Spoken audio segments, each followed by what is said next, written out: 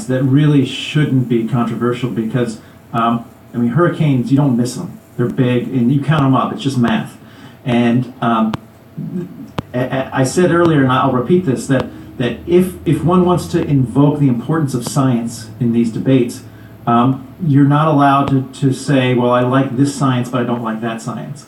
And the fact of the matter is, the Intergovernmental Panel on Climate Change did a big report, reported out in 2012, that looked globally at extreme events and summarized these data.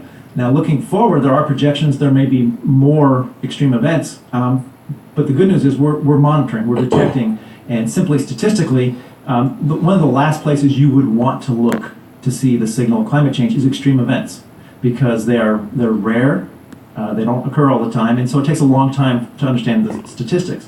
To the extent there's large variability, that makes it even more difficult.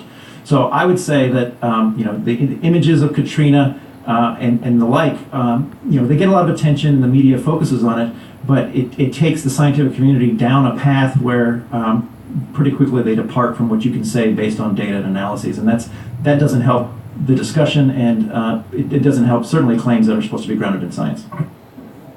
And I would just say I appreciate Dr. Spencer coming, and to the extent to which he believes this is a created universe, we share that common belief.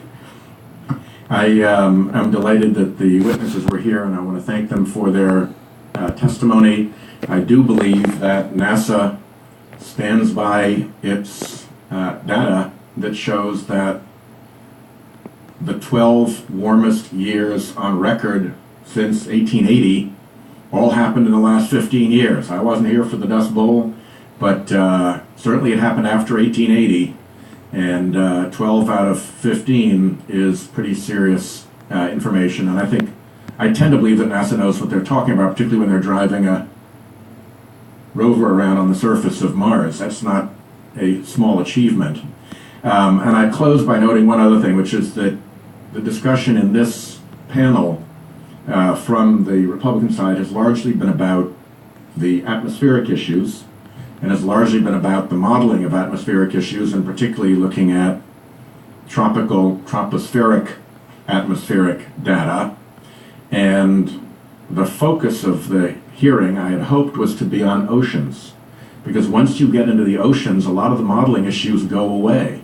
We actually measure ocean acidification, we actually measure ocean temperatures, we actually measure sea level rise, and if all of the focus is on areas of technical dispute, and we're blind to what is visibly and measurably happening all around us, I think we're going to miss the most important signal. So let me pay a particular thank you to the oceans experts who came in today, and if the other side wants to bring oceans witnesses at some point, I'd be delighted to continue this discussion. But we're really having two panels. We've got an oceans panel, which seems to be pretty unanimous, and we have an atmospherics and economics panel. And I think, to me, I'm from the ocean state. It matters a lot to Rhode Island when the sea level is 10 inches higher than it was in our last big crusher hurricane. When we get our next one, that's going to make a big difference. It makes a big difference to me when fishermen can't catch winter flounder any longer in Narragansett Bay because it's moved offshore, and our lobstermen have to drive twice as far. As I think Dr. Leinen mentioned, when these fishermen have to drive farther to find their catch, it's not just a fuel burn, it's not just an expense, it's not just time. Fishermen have a dangerous job. They go out into a dangerous place, and the more time they have to spend for their catch out on the ocean, the more at risk they are. So it's really important to Rhode Island that we get this right and that we listen to the signals from the ocean. So thank you very much. Can I say one thing in regard to Dr. Spencer's background? He was senior scientist for climate studies at NASA's Marshall Space Flight Center.